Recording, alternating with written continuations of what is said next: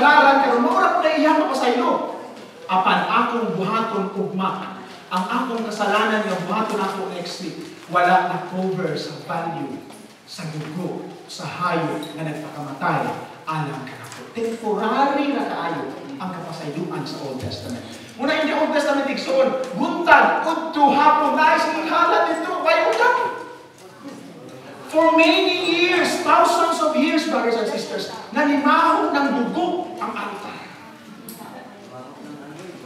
Mahon ng karne pero binasulog mo hindi naman palaman mo.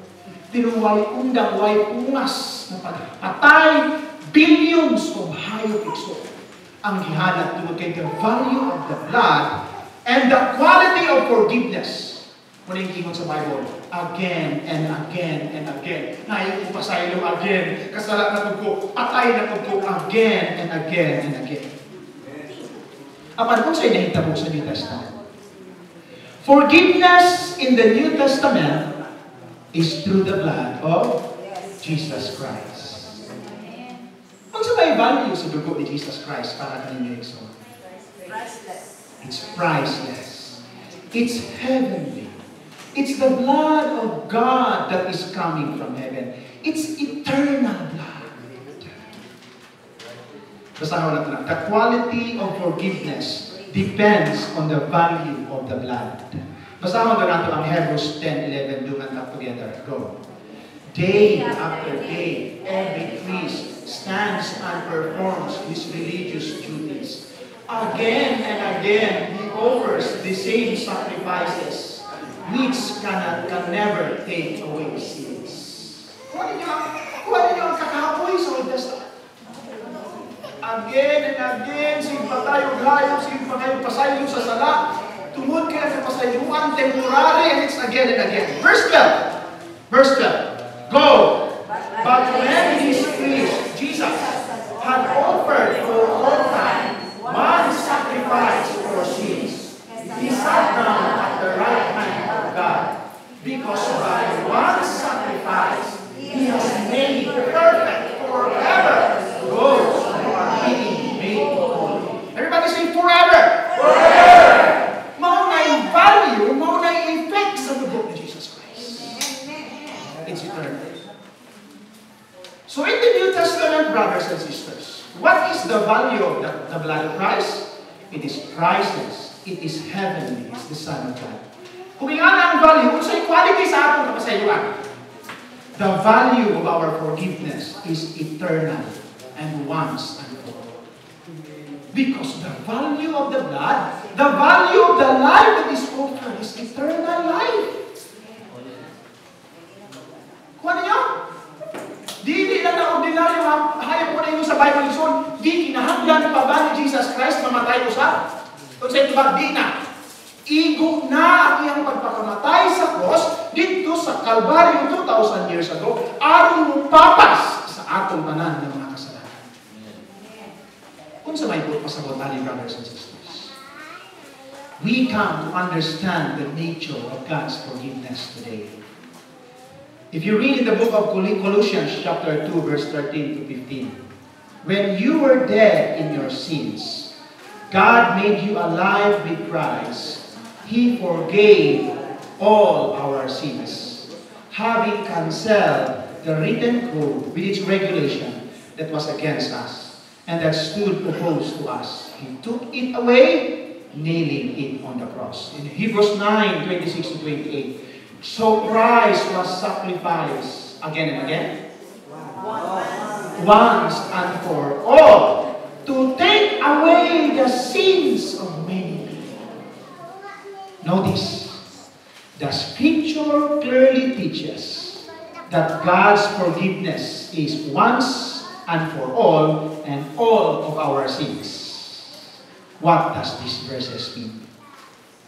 Kung sa ipot pasabot, kung gitudlo sa Bible that all God forgives our sins once and for all, and all of our sins, pinaagi sa everlasting value sa dugo o sa kinabuhi ni Jesus Christ on the cross. What does this mean? Listen to this very carefully.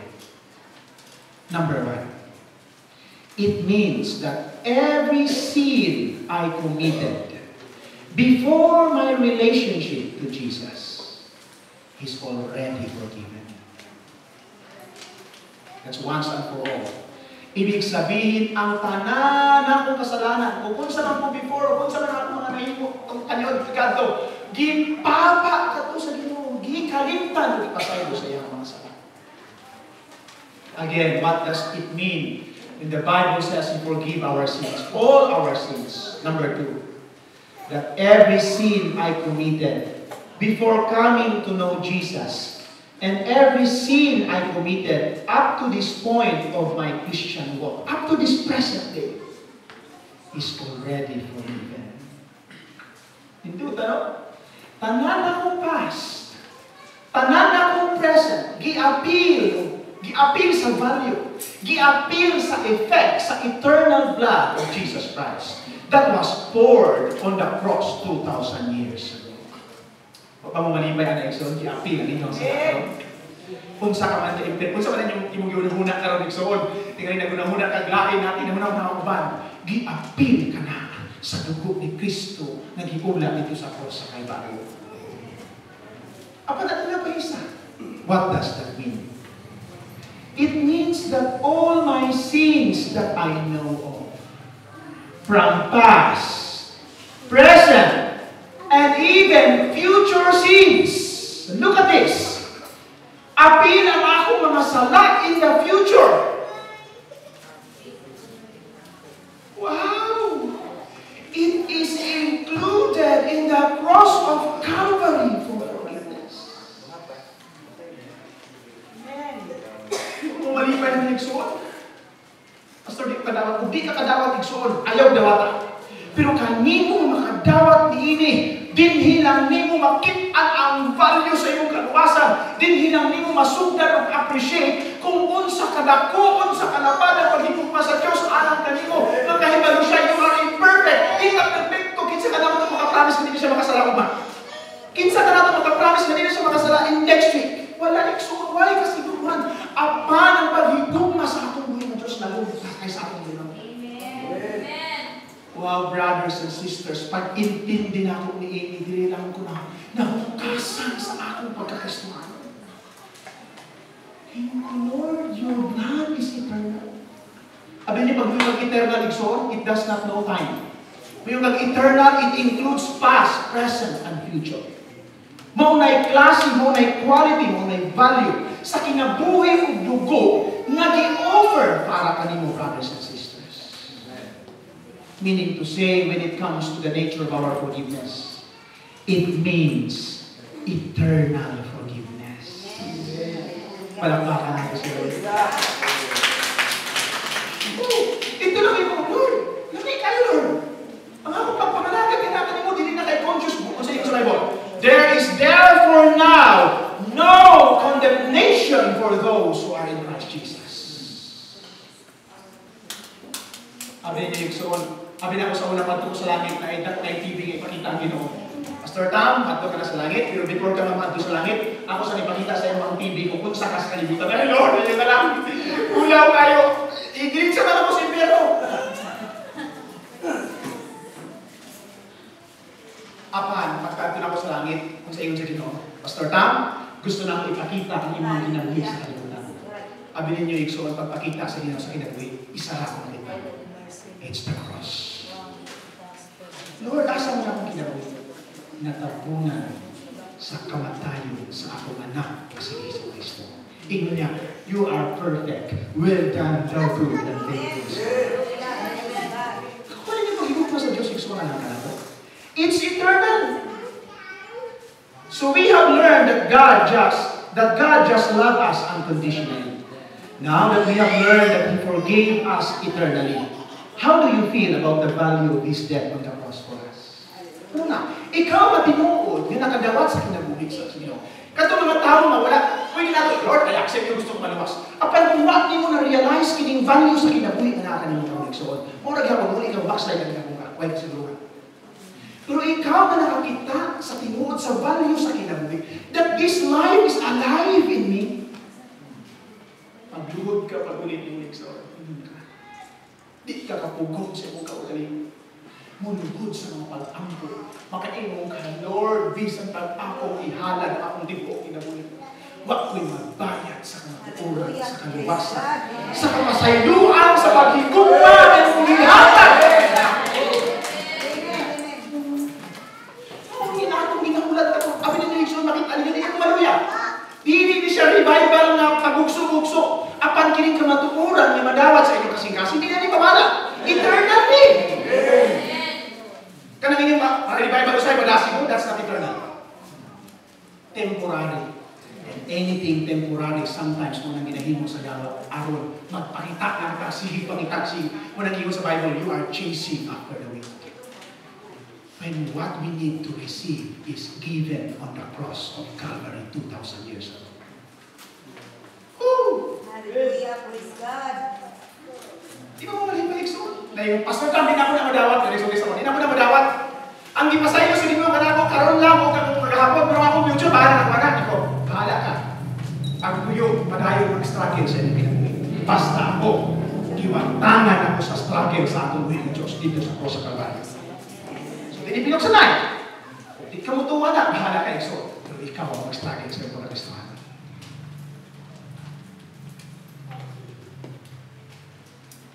Can anybody separate us from the love of Christ?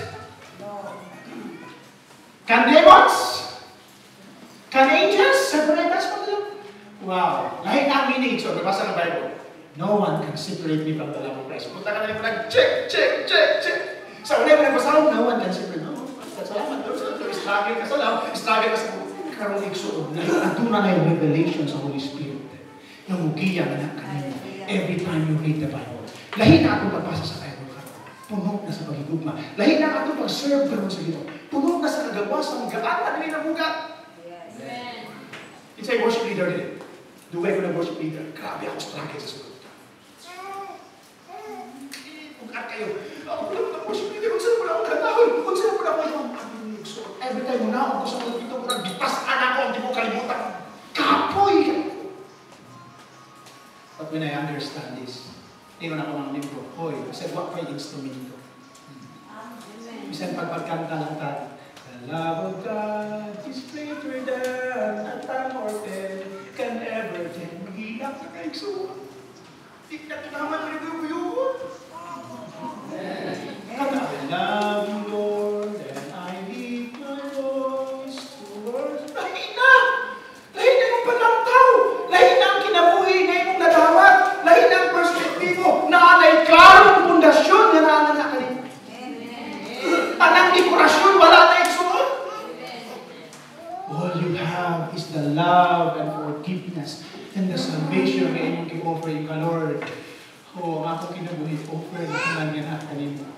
Mo pa ilalog na lang ko sa iyong paghigugma. Matulog na lang ko nimo. Uban sa imong kwarto, bisag kusog kayo ang bagyo sa akong barko. Lord, mutulog ko uban nimo. Para naman disipulo dila na magkaguliyan. Uban na tulog. That is what is happening in the church today. Nagkaguliyan ko ng mga disipulo. Apan kita, matunay pundasyon na kaniya. Tuwa-tawa kang Jesus na tulog sa iyong ulan. Sa kaluwasan ng iyong gihatag. Hallelujah. At ito na yung line nila. If the sins you commit after becoming a Christian can annul your relationship with the Savior, clearly those sins were not covered at Calvary. Kung ang imuhang kasalanan na mahimo nimo in the future, maunay makapaanal sa imong relasyon, ibig sabihin wala ito na-cover sa Calvary. Na may kasalanan nato na wala na-cover? Wala. Everything is covered by the Lord. Pero dili ta mo undang direksyon. We will move on. There are some common questions in the issue of our forgiveness. Number one, is there any sin that God cannot forgive? Simply answer, no. Tayo sa Bible nga, if you can, anyone who blasphemes to the Holy Spirit cannot be forgiven. Ano sabi ng blasphemy? Sabi na, huwag ng blasphemy sa Holy Spirit. Kung natin mong ayon ng Holy Spirit, no? Huwag ng blasphemy. Nato yung amigo nga pastor, kanino niya, hubog pa ko, Pastor Tam, filmin ako ginag-blasphemy ng Holy Spirit. Itong pala hubog pa ko, kanina yung bali daw ba, yung mga bukang na, mga sasapatas na, di ba? Parang blasphemy mo na. Kunya, hubog na siya to. So, pagka-Kristohan daw niya, nahin mo siyang pastor. Nabasahan daw niya ni, anyone na mag-blaspheme sa Holy Spirit, hindi maluwas. Katong pastora, luwas ba ito, hindi? Luwas. Ang tinuod na blasphemy sa Holy Spirit is when you don't accept Him. That's the blasphemy of the Holy Spirit. Katong giingon sa Bible, na nag-blaspheme sa Holy Spirit, tanawin ninyo ang chapter 3, verse 5 ato, kung matras ka ato sa Bible igsoon. Katong tawhanan na nag-blaspheme, na nag-BIBI sa Holy Spirit, wala niya bidawat sa Ginoo in the first place. Blasphemy is not receiving the Christ and not receiving the Holy Spirit. But once you receive the Holy Spirit, you cannot blaspheme because you receive Him. Napagiging ko nila, anyone who cannot forgive, how can the Heavenly Father forgive him? Tanawin ninyo. Napamigsoon ka naman ninyo mapasayo. Isettle na na issue. Ang tinuod na Kristohanon na nakasabot sa pagpasayo sa Diyos, sayo na lang ang pagpasayo sa mga. Check yourself. Kaya base nagdawat mo sa Ginoo na kung may unresolved issue, makita ninyo kung Diyos sa mo pagpasayo sa Ginoo, gamay na na sa offense na nahimo sa mga. Kaysa imong offense na nahimo sa Ginoo, na nakaya ka niya pagpasayo. Ang tinuod na Kristohanon, walay issue ni Diyos. Kaya balutan magpasayo. Wala imo sa prayer, forgive me. Forgive us our sins as we forgive those who sins against us. That is the automatic result sa pagpasayo sa Ginoo. Kung namoy igsoon na wala na pasayo, isettle na igsoon. Araw imong makita na tinuod na kapasayloan na nahatag sa Diyos alang na kanimo. So to cut the long story short, aduna may kasalanan nga di kapasayloan sa Ginoo?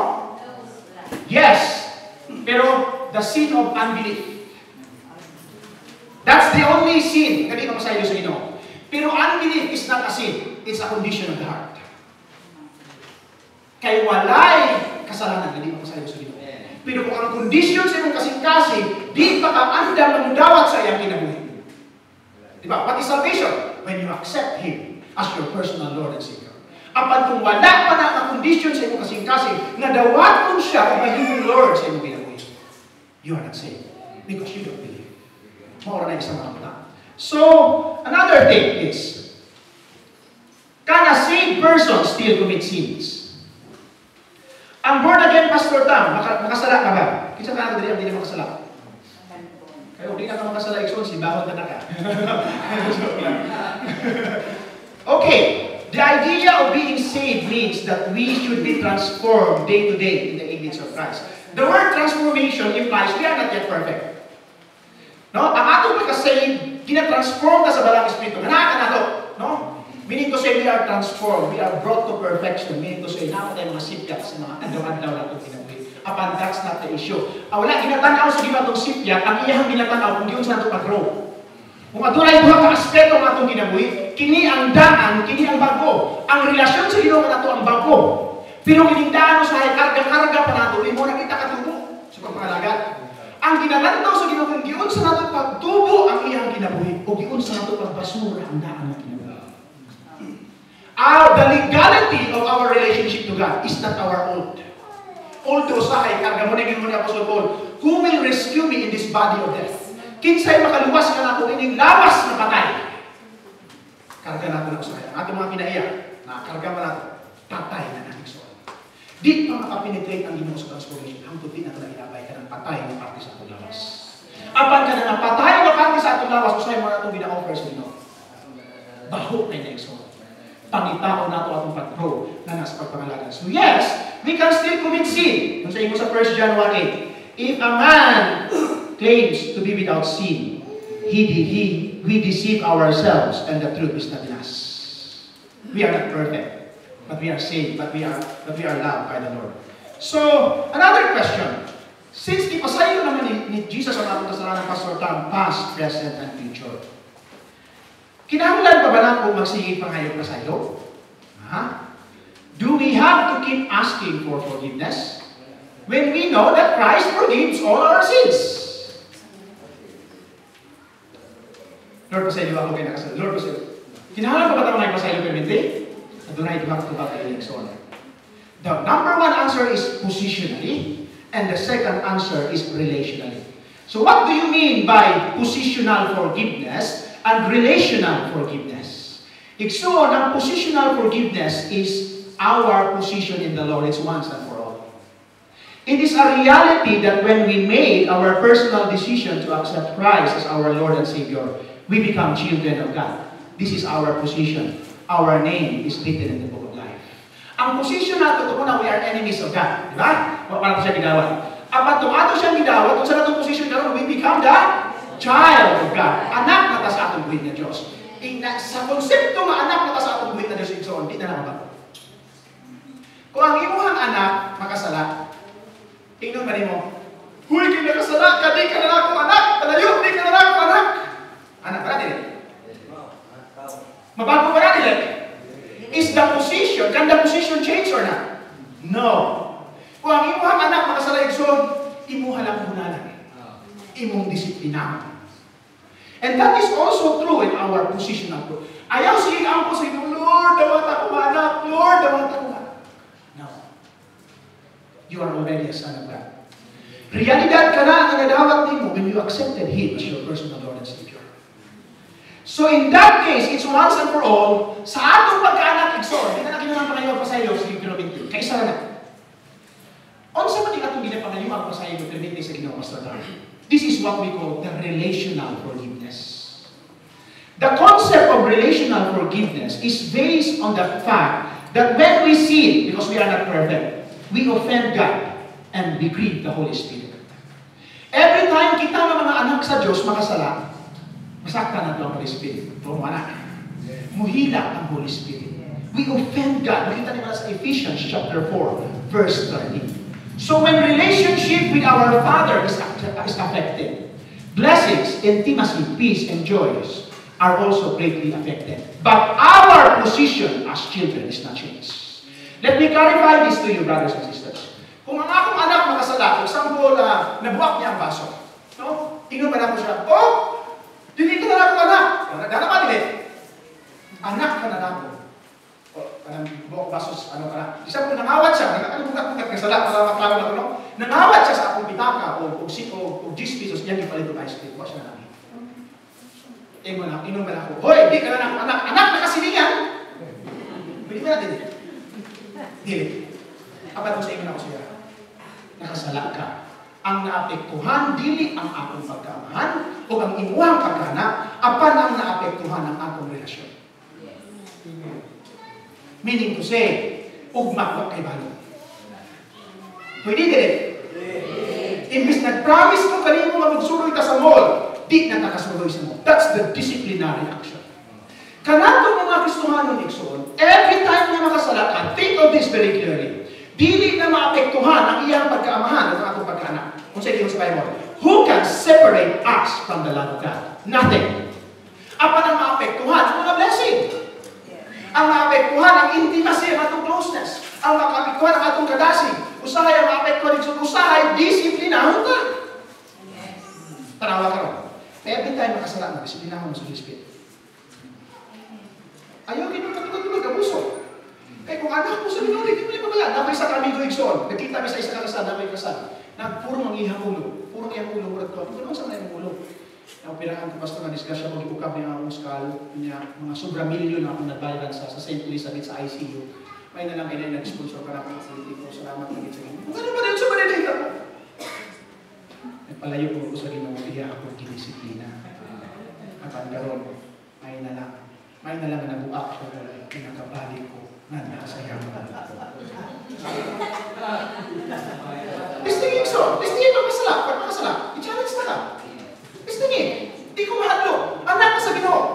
Pero testingin pagkasala. Di ba ka nagmahay ka, kaya anak ka sa Ginoo. Why balik mo ito niya yung tiyan, kaya kanang tiyan, biyaan natin na igsoon, pukmo niya yung ulo. Ang importante, mabalik ka sa pagpapalaga ka na. O di mo maintindihan ang paghigugma sa Diyos, igsoon, brothers and sisters, imo nga gusto ng Ginoo, apan kadtong tao, ang Kristohano nga wag disiplina sa Ginoo. Di mo gusto ka ng igsoon. From the very beginning, nagpakaarong ingnon na mga Kristohano. Ingnon na ka. Mga pastor, uy, ayaw mo pagpakasala, ayaw yun. Sabi mo sa ginawa ko sa church, tistingin na mo din yung pagpakasala. Baligtad, tinod. Baligtad ang akong teaching. Tistingin ako din yun. Huwag di ba mong disiplina ako sa Diyos? O sa himos mga bimbo, di naman yun. Nagdabag ko, di naman yun mga bimbo. Tumuo na nga istikto, ayaw mo magpakasala, ayaw. Nagtago-tago, nag-igsoon, ganago, pinutuwa. Tuwa ka, nagtago-tago sa pagpakasala. Nga naman, huwag klaro ang pagkaintindi sa pundasyon sa pagpapalaga sa ating buhay. Di ka bilang sa Holy Spirit. Kung makasala ka, kunya pagkagabi nakatulog ka, wala ka nag-again. Apan kung nakasala ka, pagkatulog mo gabi, naglimbag-limbag ka. Ibig sabihin, naglihok ang Banal Espiritu Santo na tinuod di mo ginawat ka na anak. Sabi niyo mo kalimbag-limbag, ikaw ng Holy Spirit, nadaot mo din mong relasyon sa pangayon ka siya. Pero nakasala ka, kunya, why conviction? Lamig imong hako.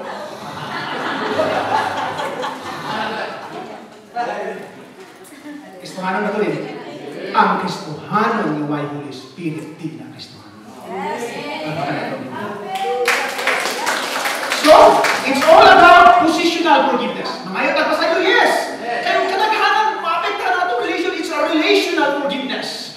Apan, klaro na ang atong pundasyon in terms of our position. When we accepted Christ, we are loved unconditionally, we are forgiven eternally, and I am the child of God. Di na mabago sa akong kinabuhi. So, wow, what a wonderful Christianity. Sa kanila ito na pagkabuhi na gano'n. Eternal ang dugo, eternal ang kinabuhi. Nag-i-offer ka na ako kining gidawat. Kung sa kamay ako, ikabalos ka na kanino. Abi ninyo mag-grow ang inyong mga members. So, matingala na lang ka. Ano na rin mga, sa church naman ko, wala may klarong planning sa church. Wala may klarong planning sa aming discipleship, wala may klarong planning sa aming mga ministry. Pero grabe ang mga ministries na nangabot sa church. So, hindi mga matong. It's God who is bringing the plan to us. Amen. When I confess, hayahay. Ano ba yung mga members nag-grow sa ilahang lab, nag-grow sa tinuod na kinabuhi na natin nila. Ang pastor karon sige bantay mo, mag-grow sa tinaluya, ikaw nag-grow. Dito ang tibok si Nana, nahurot o pabisita sa mga membro ng naluran. Kamu nga natin ng discipleship panuman, ayaw na ng pabisita kang pastor. Kamu na ang mamisita sa mga naluya.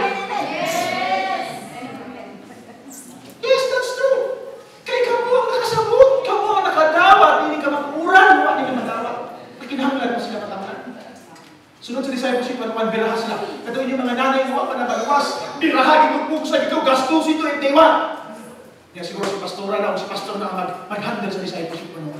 Araw nilang makita ang kamaturan, abinigay sa mga unbelievers. Sa experience na mo sa church, magmama, titay, araw kinabuhi. And they will just come to know and serve the Lord. Dili tungod kay Baco, may manugtog, dili tungod kay aircon ng among church, dili tungod tungod sa puno ng buhi ng sa ilang mga kilos. One last thing. If I am saved and all my sins are forgiven, why not continue to sin? Pero may tinato ni ginadil na question. Dili na question kay Brother Troy, dili ni question sa uban. Na naman, this is very crucial. Muning abi sa uban, tinuod ni. Luwas na pagpasutan, pwede na makapalagay ko sala. Mo na mga luwas na may Holy Spirit. Tinuod! Kanang mga konseptuha, that's a wrong concept of salvation. Mauna mga Kristohanon na naluwas, gigamit ang pulong sa Diyos na may Holy Spirit na nadawat sa ilang kinabuhi. First, for a truly born-again Christian, the Holy Spirit will never allow us to continue sinning. The Holy Spirit will always convict us if we sin. Timati, Ikson, timati. Dahil ay mong pinagulit ko. Nga ng Holy Spirit mo. Kung imong gidawat si Jesus Christ kanina, may mga personal na Lord, gawas ka ba?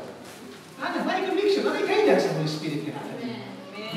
Second, continuing to live sinfully is not an option because salvation resulted in a completely new nature. Our desire is no longer to live in sin. In this new creation, in this new nature, every time we sin, we are convicted.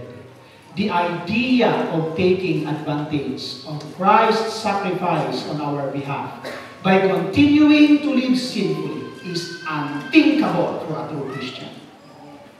If a person believes himself to be a Christian and still desire to live in sin, meaning to say, he still live in unbelief. Kung sa may kasalanan na ikaw sa iyo sa Ginoo, unbelief. Kung ikaw Kristohanon na nag-desire kinapos sa pagpakasalan, meaning to say, wak ka kami tuo sa hihimog sa Diyos sa iyang kinabuhi na naman. You are not yet a Christian. Daghan na sa sulod sa church. Amen? Accept it. Dili na kayo sa sulod sa daghan plus mga pastors. Bible, naghan ka na ako, naghimo mo ng milagro, panwat kung kailangan. That's very, alarming. So 1 John 3:9-10. Let's read this together for our conclusion. Go. No one who is born of God will continue to sin because God's sin remains in him. He cannot go on sinning because he has been born of God. This is how we know who the children of God are and who the children of the devil are. Simple lang. Kung saan mo magkahibalo ang children of God o children of the devil?